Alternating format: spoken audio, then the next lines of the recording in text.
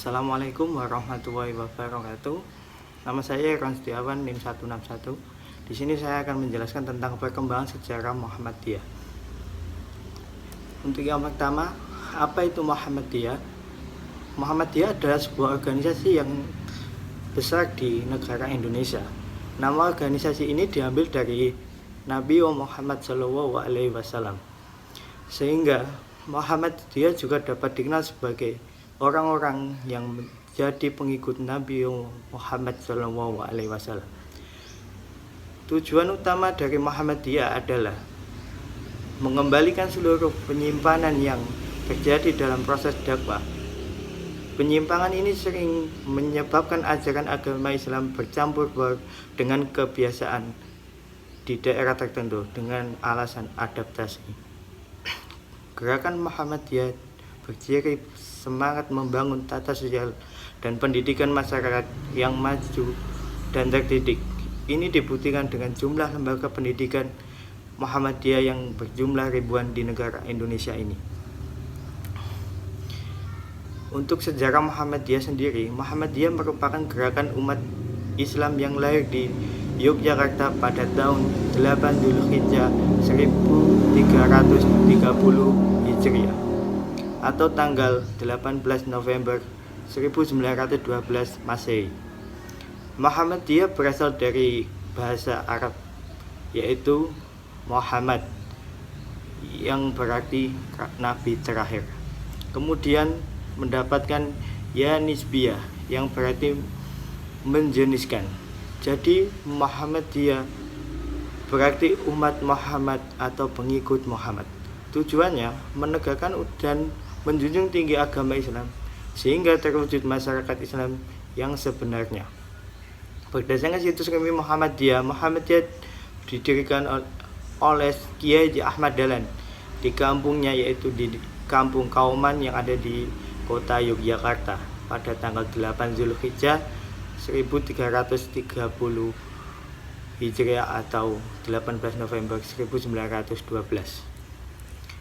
Visi dan misi dari Muhammadiyah sendiri adalah visinya Muhammadiyah sebagai gerakan Islam yang berlandaskan Al-Quran dan As-Sunnah dengan watak tajdid yang dimiliki senantiasa istiqomah dan aktif dalam melaksanakan dakwah Islam amar ma'ruf nahi mungkar di semua bidang dalam upaya mewujudkan Islam sebagai rahmatan lil alamin menuju terciptanya atau terwujudnya masyarakat Islam yang sebenar-benarnya.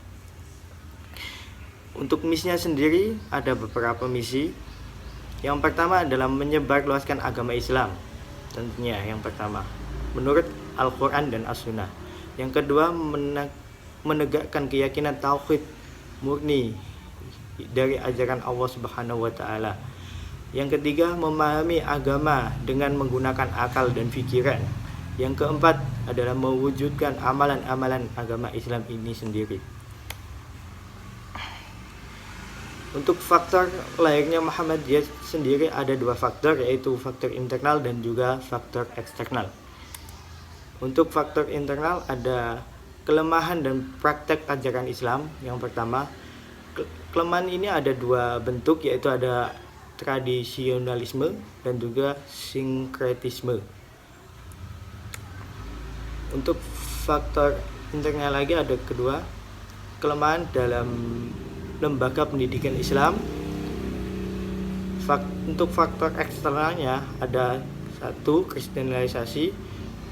Faktor objektif yang bersifat eksternal yang paling banyak mempengaruhi kelahiran Nabi Muhammad adalah kristenisasi, yakni kegiatan-kegiatan yang terprogram dan sistematis untuk mengubah agama penduduk asli baik muslim maupun bukan menjadi Kristen.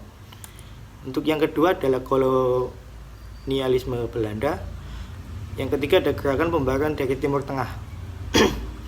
Untuk perkembangan Muhammadiyah sendiri di Indonesia ada dua perkembangan, yaitu secara vertikal dan juga secara horizontal. Secara vertikal sendiri akan saya jelaskan secara singkat saja.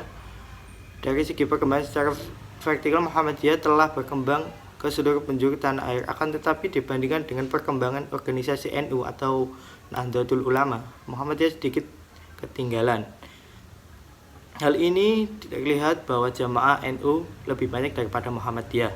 Faktor utama dapat dilihat dari segi Muhammadiyah dalam mengikisi adat istiadat yang mendarah daging dari kalangan masyarakat itu sendiri, sehingga banyak menuai tantangan dari masyarakat. Untuk perkembangan secara horizontal, dari segi perkembangannya secara horizontal, amal usaha Muhammadiyah telah banyak berkembang yang meliputi berbagai kehidupan.